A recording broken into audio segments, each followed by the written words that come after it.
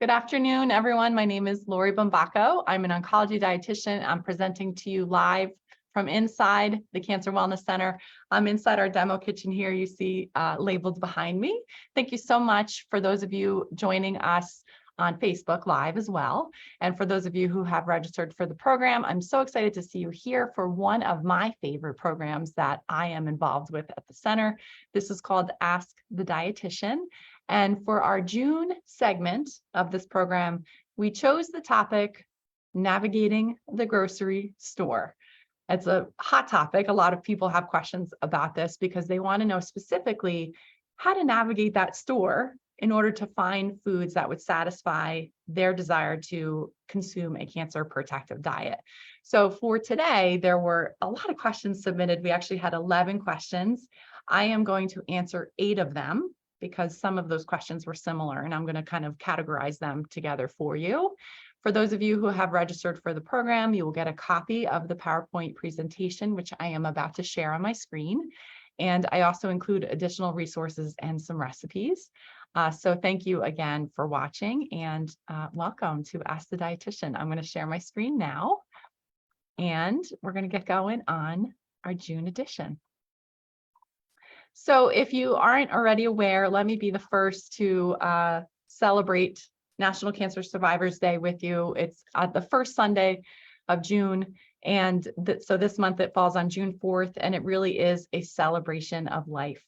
I have a link to their website in the resource slide of this presentation if you're looking to learn more about this campaign and how to raise awareness for some of the ongoing needs that our cancer survivors struggle with.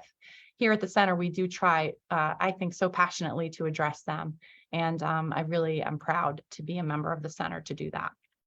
Okay, so without further ado, let's go ahead with the presentation. So on the agenda, I'm going to start with some grocery store statistics. Maybe it'll spark your interest about what the topic is, and then highlight those questions and give you my best answers possible. Give you some additional resources and recipes along the way. All right, so the grocery store, lots of options, lots of the options inside a package, right? Lots of bags and boxes and cans. How do we know which ones are deserving of our grocery cart? We're going to explore that today. But first, I want to go over some statistics just to see if you think that they would be interesting to you. I thought this was fascinating. There are over close to 36,000. Yes, that's correct. That's the average number of items that are in a supermarket as of 2021. No wonder why we have some challenges deciding which ones are best for us. That's a lot to choose from. The average weekly grocery spending per household as of February 2023 is about $164. They have a great budget. I would say that's below mine. And the last interesting statistic that I wanted to share is that most individuals, in terms of the food at home, the money spent at the grocery store, it's about 5.2% of their disposable income. And an increasing trend that we've known of over the years is that more people actually are spending their disposable income outside of the home, so food away from the home, so restaurants and other options, takeout. So I think that's interesting, right? So, and maybe that's a future topic, because if we're eating out more, how do we also navigate that experience and do it in a cancer protective way? Now, what about nutrition at the grocery store? Well, that's where I specialize. So I would, of course, consider planning ahead. So you can definitely make the best grocery store trip when you plan, and especially based on ingredients that you have on hand. So doing a quick inventory and then basing your meals for the week off of that ingredient list. I think it's smart to shop more frequently. So maybe you have to go more than once a week for fruit and vegetables. But also don't forget that there are frozen options that are just as nutritious, if not more, and offer this convenience. Of course, it makes sense to practice mindfulness so that you purchase only what you intend to. And then read those labels to compare and make the best choice for you. There's a nice handout made from the USDA that sort of highlights some of these tips, and I'm going to share that for those of you who have registered. So let's get into those questions that were submitted. I'm sorry, everything's out of order today. Okay, so reading the labels, what to avoid, the different levels of organic, what should be organic, how to read labels, how to buy for one and get the most nutrition. What are the differences and uses for the different types of tofu? So far off to a great start with these questions, right? Other than the dirty dozen, anything else that definitely should be organic? Should I buy organic, or is non-organic okay for fruit and vegetables? What about estrogen sensitive cancer diet foods? How much sugar is really bad for you? Is there a type of sugar, whether it be cane or monk fruit, that is safe and better? What about organic versus regular? Is it really worth it? Just a quick side note about estrogen sensitive cancer diet foods. I would like to answer that question today. However, we don't have time and it's not quite related to the topic. So in case you've missed it, there really are no estrogen sensitive cancer diet foods. And if you would like a more thorough discussion about that, I would love to meet with the person that submitted this question, because I can answer that in a way that is specific to you and help you really navigate those concerns for yourself. What is the best nutrient-rich vegetarian food item that is quick to eat or prepare? What about quick, easy, healthy snacks for teen girls? Where can you find fresh produce at a reasonable price? The grocery stores are overpricing fresh produce because they recognize that the consumer wants to eat healthy. And then one last question. I saved it for its own slide. And it's a little too wordy for me to get into. This is one of my favorite questions that was submitted. This is all about the environmental working group. And again, we see this asked in several questions before, the dirty dozen and that clean 15. What are those lists, right? This individual finds those recommendations, they appreciate them, but they are stymieing. And I couldn't agree more. So the individual lists a very, very normal concern, right? We go to the store, we find some organic berries and they don't look so great. I don't know if I want to spend my money purchasing those berries that are not already going to be tasty for me, right? So, but what about the conventional berries? They look like they're in much better shape. So do I make the decision to buy the conventional berries, or do I buy organic when they don't look so great for me? How do I navigate that decision? I'm going to hopefully answer that for you today. Okay, so let's start first with food labels, right? Because there was a couple questions about food labels. So remember those packaged foods that I listed, that I showed that image of in the beginning? There are so many claims made on those packages, right? And this is just a handful of them. So they are all over those packages, right? And it's really hard to decipher what they mean, right? And technically they're misleading. So what I want you to do is to focus on two things about a food label. The first is ingredients, and the second is the nutrition facts panel. Those two things are really all you need to know to gather the information and to help you make a decision about what's best for you. Okay, first we're going to start with that nutrition facts panel. So here it is again, that kind of confusing bunch of numbers, right, with some words. So how do we navigate this panel for ourselves? So first, we're going to start with that serving size. So hopefully you see there on the label, it's 2/3 of a cup. This amount is the typical amount that we as Americans consume of this food. Did you know that it is only a suggestion? It's actually not the recommended serving size. So that's good to know, but that label has all of the nutrition in that serving size. So if we're eating more or less, then we have to do the math with those numbers because it pertains to that serving size. We also might see percent daily value on the far left in the purple column there. The percent daily value indicates how much of a nutrient in that serving that contributes to a total daily 2,000 calorie diet.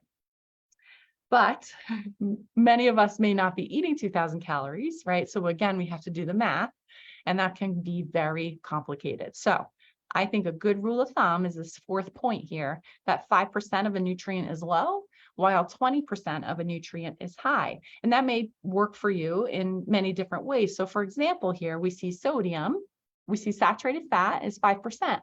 So the saturated fat in this particular serving size is technically low. Also, we see 10 grams of added sugar, and that's 20%. So guess what? That's a high amount of those added sugar. So a good application of this rule of thumb. Now, the second part of a food label I want you to look at are the ingredients. So you may already know this, just a review, ingredients are listed on products in descending order by weight. So the first ingredient listed is always present in the largest amount and can be useful if we're comparing products. Fats, sugars, and also salt may be listed under several different names on the ingredients list. Okay, I have a very condensed list here, but for saturated fat, sugar, salt, you can see many other names that are basically indicating the same thing. There's 61 different words for sugar on a label. Did you know that? So here's a good example. So on this particular label, bonus points for whoever can guess what this product is. On this particular label, I see sugar, I see maltodextrin, which that's actually a cornstarch, and that sort of breaks down into sugar.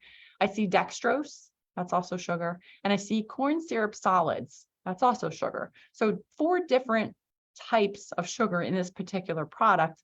I wish they just said sugar, right? It makes it a little complicated, but once you're armed with some information, you might be able to make some good decisions. So this particular product happens to be Doritos, by the way. Why is there sugar in Doritos? All right, so we're going to move on to the next question, how to buy for one person and get the most nutrition. I think that's a great question. So I would list 5 steps to navigating that grocery store and finding products, or just navigating the entire experience to make it work for you, for one person. The first step is to stock up on some pantry staples, identify a few key flavor players. The freezer is your second pantry. Consider smaller, more frequent trips for some of your dinner options. And then lastly, use bulk bins where available. So that first step, stock up on pantry staples. They can serve to be the foundation for meals. So starches are a great example. So things like whole wheat pasta, quinoa, oats, wild rice. We know they're going to last forever in our pantry, right? So it's helpful to have them there in case in a pinch we need to make something quickly. I also love the idea of canned beans and lentils. These are great plant proteins that, again, can be a foundation for most of our meals. Then we're going to identify some few key flavor players. So think about some of your favorite flavors or what condiments you already rely on. They are typically sold in smaller containers, so they're not going to go to waste. So this works if you're only one person, right? So some people like to refer to them as flavor bombs, right? Because a small amount goes a long way. So soy sauce or tamari, which is a little lower in sodium, Worcestershire, miso, gochujang. Like this can help build meals off of your foundation foods, right? In that first step. So if you're making a stir fry and you're going to put that over some wild rice or brown rice, you've got already 2 things on hand, right? That you don't have to worry about. Marinades, sauces, I think of soups as well. As long as you have your foundation and then these flavor bombs, you're off to a running start. Keep in mind the freezer is your second pantry. I just love this tip. So if you're shopping, think about your immediate meals and the future ones to plan for. But I think if you buy something, it could be frozen. Essentially most things, right? So maybe you see some salmon on sale. It looks great. You're going to buy it for tonight, but maybe you're not going to have all of it. You certainly could freeze what's left. Onions, peppers, berries, even bread can be bought fresh and frozen to use later. So maybe you are not going to finish your whole loaf of bread. You certainly could freeze some. Now, other fruits and vegetables, I think most of them need to be blanched before they're frozen. So that's a little extra step for you to think about, but it certainly could save you time and really help you consume the diet that you want to while still cooking and shopping for yourself. There are a lot of other options to discover in that frozen section. And I love to rely on them as well, because you're only going to take out what you need at a time, and then back into the freezer it goes for when you're ready for it again. So a great example is something like spinach. You know, frozen spinach works wonders in a lot of different recipes, and it's just as nutritious and useful. And you might find you're going to eat more spinach if it's frozen versus the fresh form. The fourth step, consider small, more frequent trips for your dinner routine. And this helps you to be intentional, right? So if you've done the first few steps, you have your foundation items, you have your flavor bombs, and then you have your freezer that you're using. Then you could really decide, how am I going to build a meal off of what I have? You might require something like a protein or a fresh vegetable, and then you could just purchase a smaller amount, right? And then you're going to use that in your dinner once or twice a week. What is a bonus about this way of shopping is that you're going to be less likely to buy things you don't need that would inevitably go bad because you don't have a purpose for them in the first place. And then the last step, consider those bulk bins where they're available, because you can buy exactly what you need and no more. So this works really great for some of our dried starches. So things like oats and farro, for example, but nuts are another great example. When it comes to vegetables, I would say go ahead and buy the entire vegetable rather than those individually wrapped ones, because they tend to be less expensive and you actually could really repurpose them, right? So if you want to cook root to tip, as they call it, I have a great resource for you to learn how to do that so that you're really maximizing the entire vegetable. None of it's going to waste. What about frozen entrees? Well, they've come a long way, right, from something like the Hungry Man. And a lot of people do ask me for specific products, so I'm giving them to you here. So I would rate these as great choices in terms of nutrition, but also for what they don't contain. So they're lower on the sodium and salt scale, lower on the saturated fat scale. And there are some really delicious options to be found in the frozen section. And it's going to allow you to eat just for one. A lot of times I'll buy these when they're on sale too. And then I have them in my freezer when I need them. So the bottom line in shopping for one, I think maybe just maybe consider the 5 steps or at least one of them to try. Rely on convenient products for an emergency nutrition stash, right? That freezer is your second pantry. Practice saving the food by storing and using creative ways to enjoy the entire fruit and vegetable. And this is a great website. I'm not even waiting to the end to give it. It's called Save the Food, and it really helps us understand better how to store our produce properly so that it has the longest lifespan possible. And if we can extend that, we're winning, right? But if we need to, and we need to freeze it or repurpose it for something else, there are lots of ways to discover how to do that. Next question, what are the differences and uses for the different types of tofu? Love this question. So tofu is a soy-based food that's made from curdling soy milk and forming it into a solid block. Did you know that it dates back to 950 AD? And one theory is that it was discovered on accident. Maybe somewhere a cook seasoned some warm soy milk with sea salt and it curdled and it produced those soybean curds. What a great accident. So tofu is found nearly everywhere, and it definitely serves for sort of the newer generation of alternatives. Like we find tofu dogs, we find cream cheese that are all soy-based. The procedure to make tofu is the same regardless of the type. A coagulant is added to soy milk, and it's either consumed as is, like a coagulated milk, and that's silken tofu, or it's allowed to take some time and form curds, which are then drained and pressed into blocks. So here's basically the two different types of tofu. We have silken tofu, it's delicate, right? And remember that soy milk is coagulated, but it doesn't form those curds. The consistency is similar to something like poached egg whites, and it makes a great choice for things like sauces and puddings and smoothies. I've made a lot of great smoothies where I just blend in that silken tofu and you don't even realize it's there, and a great way to add plant protein. It's often sometimes used as an egg substitute in baking. I haven't had a chance to try that yet. And then we have our block tofu, and it's sold as either extra firm. You may even find medium or firm. So it just really depends on the water content and density. So have they squeezed out some water to make it more firm and to make it more dense, right? Because when we squeeze out water, we sort of concentrate nutrition.